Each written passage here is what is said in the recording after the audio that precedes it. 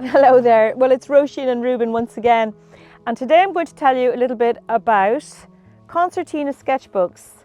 So what I like about Concertina Sketchbooks, or you can call them laporello, or there's some other word as well, I can't remember what it is, but they're really nice because when you are sketching at a particular place, they can be a lovely way to make your collection of sketches.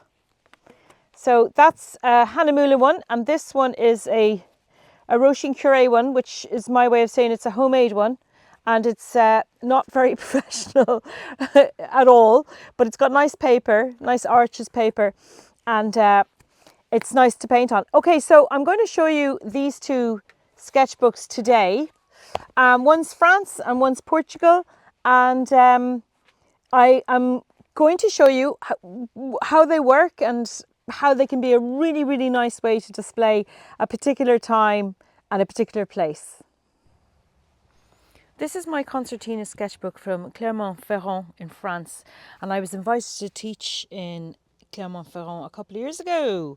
So it was June 2022, and I thought I would show you what I got up to outside of class, because I was there to teach for a few days, but there was a couple of days on either side, and I made sure to make the most of them.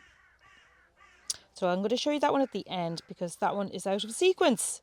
So this was in the airport in Paris. This was the bit where you can catch a shuttle to from Charles de Gaulle, the awful busy bit, to the quiet regional airport, from where you can catch all your planes around the country. And it is very civilised, and it's full of French people. So here we have a Frenchman on the phone, and he's got very French legs, I think. Don't know if you'll agree. French soles, anyway, of his feet. And here we have, I don't know, a guy. And here we have a young man. This is not his parent. His parents disappeared before I got a chance to include them. And I want to tell you how I did the water. I wanted to draw the little fountain that was sprinkling in the middle of the airport lounge. I don't know if I really caught it, but I think I did. I think I caught some sort of a feeling of droplets.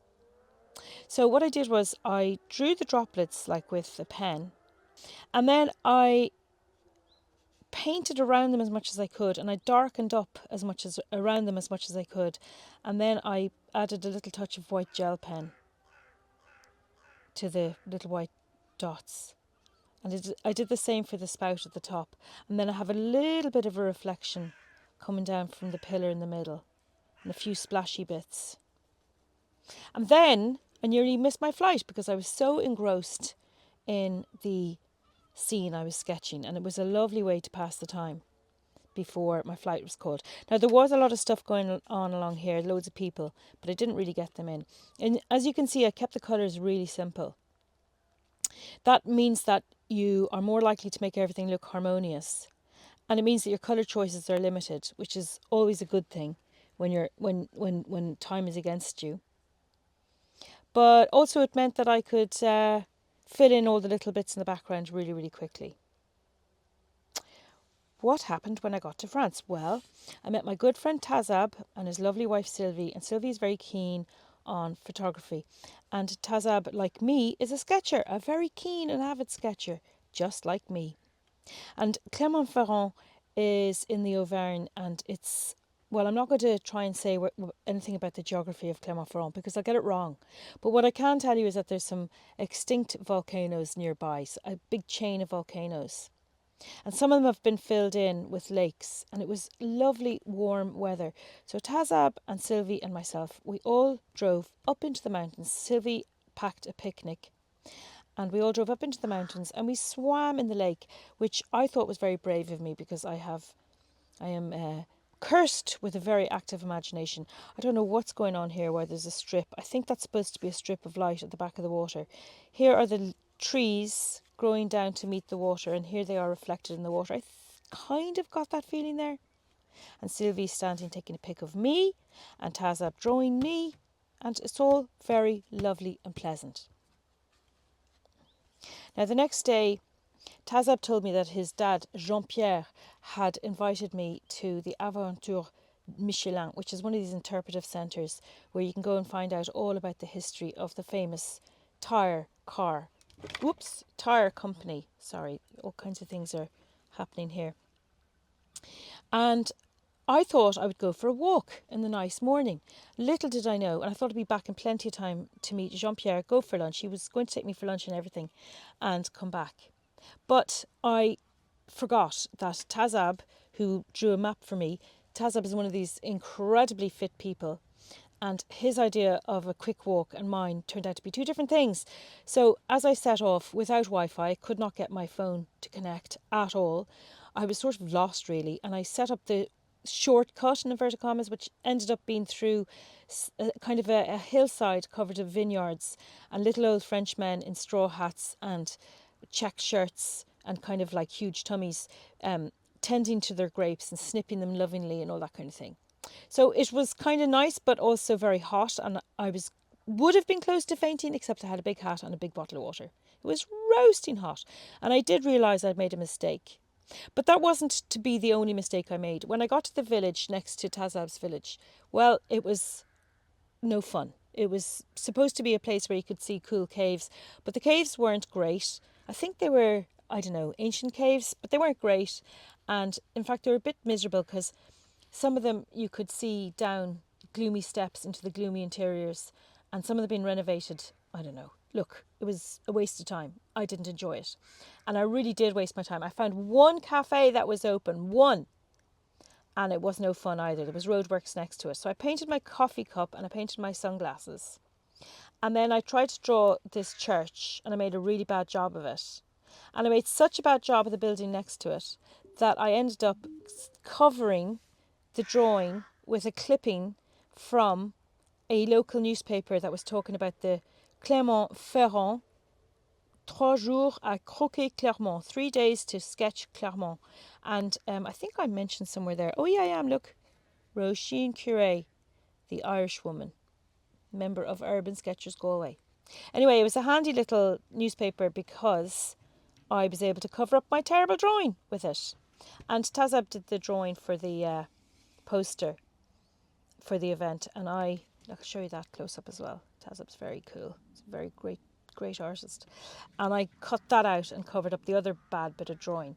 And then when I got back, it was too late to go to Aventure Michelin. It was too late to go for lunch with Jean-Pierre.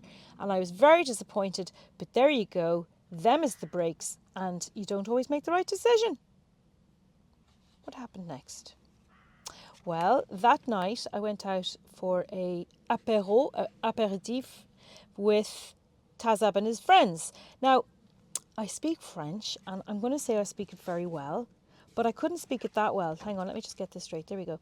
I don't speak it that well because when the one place I can't understand French very well is when I'm in a crowd of people laughing and joking and all drawing caricatures of each other. And my mojo just wouldn't work. I couldn't draw the other people. They're mostly blokes. They were all French, and there was 2 women there. So instead I turned to my left and I drew the people at the table next to me. And these were do you know what I did actually? I drew the food on our table. So I drew beer and I drew cheese and I drew cornichon and fromage. And I think that's a bit of saucisson and all that good stuff and some wine. And that's all very well. And I like what I drew partially. But this man looks like he had a wooden leg, and he looks like he's unclipped it and leant it against the table because, like, it's just so wrong. It's just so wrong. I mean, come on. That body does not attach to that leg unless he's taken off his wooden leg and attached to and leant it against the table. But, you know, French. Oh, look, here's the end of that one. So let's see what happened. Okay, no more pages there, I think. Hold on. No. So this was one of my teaching days in a woods in the place called the Parc Vulcania, and it's this monstrosity of a theme park. You've never seen anything like it. Instead of saying to the French public, off you go for a walk into the mountains and explore, oh no, you have to come to this theme park in the mountains, and they've built an enormous concrete version of a volcano, and you can go into the bowels of this concrete version of the volcano, and it's all clad in gold kind of porcelain tiles or something inside. which is nice because it's shiny, but they're supposed to represent the magma. However, it does have a very nice woods next to it, and the Vulcania Park was one of our sketching locations. But I was lucky because I went into the woods with my group, and we drew trees, and that was nice. Supposed to be the sunlight dappling on the trees. I suppose it's a little piece of France in the summer. That night was the closing ceremony. So you're missing a couple of drawings that I did from the workshop, but that's because I did them on the premises of other locations, like the incredible castle we went to. I have a drawing there somewhere. Anyway, that night, the Clémentine organisation laid on some musicians, and these guys were amazing. They were just so brilliant. They are called the what are they called again? Social Club. I can't remember. Anyway, so some of them are missing their legs in the middle, but that's because people were drawing them and they were blocking the legs. I couldn't draw them. Well, that's my story anyway, and I'm sticking to it. Well, I think I would have put the legs in if I'd seen them. Anyway, these guys' legs I could see. And I wrote down their names, and the nice thing was they'd all been told to wear a plaid shirt. Oh, moi, j'ai pas de chemise plaid. I don't know what he said. I don't have a plaid shirt. But those who had plaid shirts wore them. And this beauty, I was very slow to draw her because she was so stunning. And she's called Bana. And she was absolutely beautiful. She had this mane of dark brown hair and red lips and a red jumpsuit. I mean, who can carry off a red jumpsuit? But she looked amazing. So, I think that was the night before the last day. And the next day I went to another park. And again, I was teaching. And the idea was to show how light falls on a body. So these young girls were moving rather a lot, but I kind of got them in. This one, I got the sun shining on her body, and then I showed how to capture the droplets of a fountain. Again, you just do it really dark in the background, and then you use your white gel pen to do the dots on top. Oh, and I drew the trajectory before I did all the painting. I did the trajectory of the lines of spray with my pen first. Like a really, really fine Fude pen, like the fine side of the nib. Okay, there's the sun. That's going to make my drawing more realistic, but a little bit more difficult to see. Oh, I don't know why my drawings are so mixed up. This is a drawing of a cafe. And I was drawing some people sitting at a cafe as part of my teaching. And the idea was that wherever you go, you can draw someone, no matter where you are. So particularly in a cafe, it's a really, really good idea because you can just drink your coffee and drink your water, and the other people are in the middle of drinking their coffee and drinking their water, and they won't notice you. And here we have the distance. That's across the little plaza. So I tried to get the feeling of people further and further away from me, and then the trees and the strong sunshine at the top and the shade at the bottom. So I like that one. I also like the fact that there was all greens, and then the kind of the skin tones, and then the Payne's grey for the shirts, except for this one very, very colourful shirt. So let's go to the other side. This is the last one, I think. So then on the very last day, it was a Sunday, and Tazab wanted to go for a day trip with a couple of his mates. We had a really nice time. We went away with a couple. This is Fabien and this is Juliette, and we all went into the mountains once again and found a beautiful river where we went swimming, and there was an old man and his old wife, and they were swimming in an old lady and her old husband. And they were swimming in the river, and I got in for a swim. It was quite shallow, but I remember lying there in the water, and like gushing, raging river was just a little bit upstream of us. And I remember thinking, like hundreds and hundreds of years of French people have lain in this river. Well, I don't know if they have, but I imagine they have. And as you can see, we're all very keen on drawing. So there you go. That is my Clermont-Ferrand book. And the next one I'm going to show you is one. This is a homemade one. So as you can see, it's kind of falling to bits. Look. But I loved the wrapping paper. I mean, who could argue with that wrapping paper? Isn't that amazing? And it's got kind of banjaxed over the years since I did this one. This is from about 6 years ago, 2018. And this is Portugal, where I went to teach in the Urban Sketching Symposium that took place in Porto. And these are some chairs attached to this shop. God, even though it's only a few years ago, I drew so differently then. That was the day before the symposium started. And here are some Portuguese Porto style buildings, a nice Portuguese flag there. And I wanted to draw the hotel where we were staying because I thought it was so cool. It had all these fake faces, I don't know, books, fake books, stroke strange faces attached to the wall. And I liked them because they all cast different shadows. Now I got my proportions wrong, as you can see, so the portraits are all very, very low. But I mean, nobody's going to know that unless you tell them, which I just have. What's next? Oh, this was the top half, because I got my scale wrong, as usual. The top half of a church. And the Pope had visited, I think, at some stage not too long beforehand. So they had a few papal banners outside. This is one of my favourite sketches from that time. This is a famous square down by the river.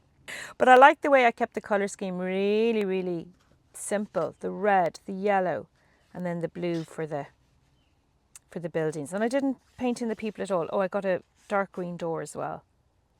The whole thing took place over 10 days. Now, the symposium was only 3 days, but I was away for 10 and it was amazing. How did I get away for 10 days? Seems a bit strange. This is one of my, well, this is a favourite sketch of mine, but it's a technique that I developed that day and I've used it many, many times since. So as you might know, in Portugal, they have some very, very intricate tiles with lots of intricate paintings. And how on earth are you going to capture them? And this is the train station in Porto. But how are you going to capture all that craziness? So what you do is you make some swirly shapes, more or less approximating to what you see in a brush with a point. And then when it's dry, you kind of pick out bits in a pen. So if you look really closely, you'll see that actually I'm not doing any detail at all. It just looks like detail. See what I mean? And then I drew the people, blah, blah, blah. Look, that guy's having a chat. He's giving a tour guide with his backpack. The tourists. They look fanny pack. Somebody taking a pic? So there you go. The scale's a bit wild. Some people are a bit, I don't know, bigger than they should be. Some people are a little smaller than they should be. Like, they'd have to be 2 tiny children to be small compared to this lady. But there you go. Again, what can I say? I don't do some things very well sometimes. All right, this one is, I love this one. This is a sculpture, piece of sculpture. Porto and Portugal in general is full of the most amazing design. And this is a sculpture and I really wanted one. God, if I was back there now, I'd just get one. They were so cool. They were ceramic chameleons. And this was a cafe at the site where I was assigned my special workshop location. So my whole workshops, I had 3 of them, and they all concentrated on drawing people in cafes because I really like doing that. Now, this is a very Portuguese menu, isn't it? Codfish tapas. Francesinha, that's that deep fried bread thing they do, smothered in melted cheese and kind of a tomatoey sauce. Not for me. Hamburger with a U after the G. Caipirinha. That's a pretty Portuguese menu. Again, lots and lots of Payne's grey. I think this might be indigo by the looks of it. And then when it's dry, just put white gel pen on top. Ooh, one of those beautiful Portuguese boats that is moored up against the Douro River and it's never going to go anywhere ever again. But it would have been one of the boats that brought barrels of port up and down the river. There's some more on the far side and they're very lovely. They're very, very lovely. I enjoyed painting that, and there's the reflection underneath. Oh, this was a funny one. Is this the funny one? No, this isn't the funny one. I'll get to the funny one in a minute. This is when we went for a port factory visit. And we were given a taste of port after the tour was over. And I drew the poster because I do like to do kind of unusual things. Oh, hang on a second. Wait now. There you go. That's better, isn't it? That's more like it. Sorry, my Concertina sketchbook isn't very well designed. These were done down in the cellar. These are the barrels of port.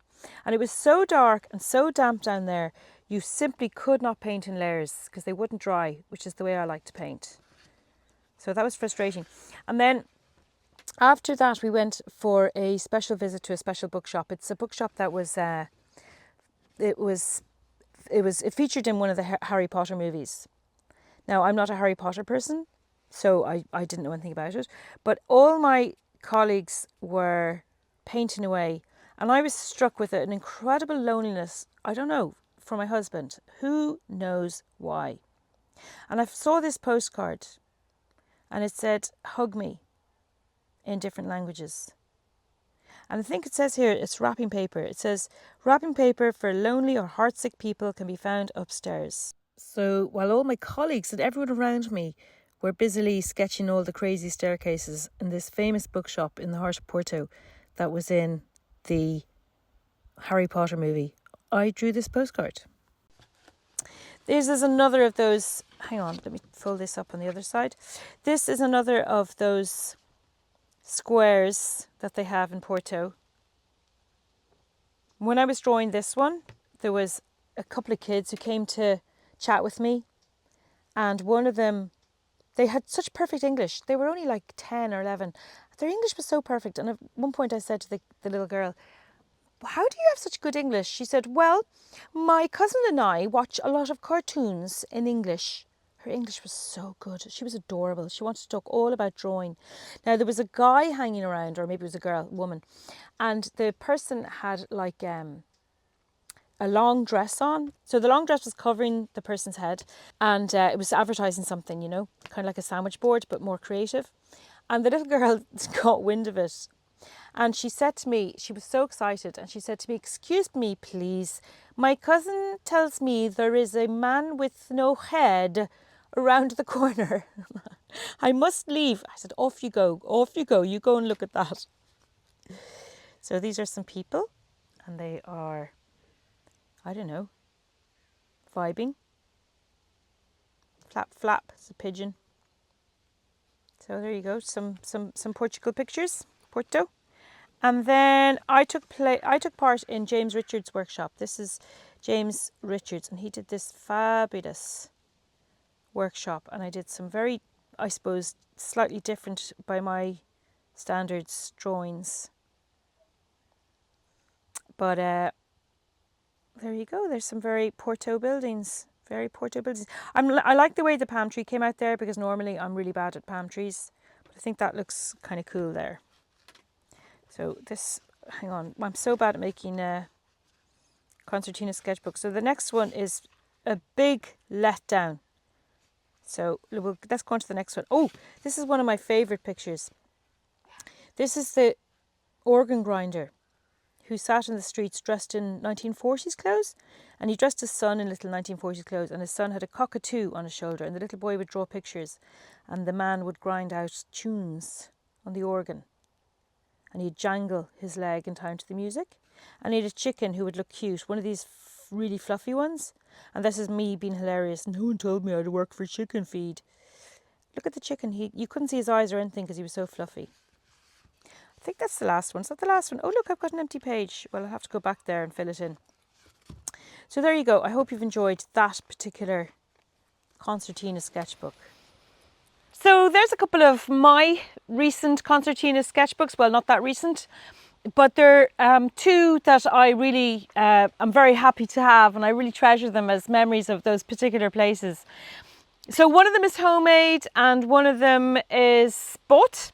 And the homemade one, I think I copied a YouTube video, but you can find out how to do that. Just have a look for how to do it yourself, and you'll find out all the bits and pieces you need and all that kind of good stuff. However, if you don't feel like making them, and I wouldn't make one again because I found it really hard to get the paper to line up and everything, but it's probably just doing it wrong. Then you can use, okay, hang on. Here's the bigger one I was using. This is the France one.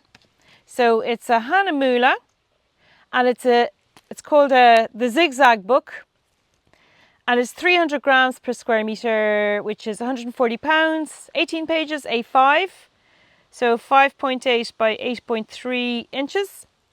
Or you can have this cute little small one, which is the same specs, 300 grams, 18 pages, but this is 14 by 14 centimetres. I don't know why they give the centimetres in this one. Oh yeah, because it's not a standard size, it's a square. 5.5 by 5.5 inches. And this is the zigzag book as well. So I would like to take one of these with me the next time I'm going somewhere, like not for very long, because you could do loads on a small one like this. You could get a real little kind of a photo album, so to speak, a little sketchbook album of somewhere specific. So that's where Concertina Sketchbooks really come into their own, for a special place that you want to have the whole book just of that one place. So I hope you enjoyed that, and I thank you for watching, and I will see you next time. There follows an imitation of me by my dear son, Paddy.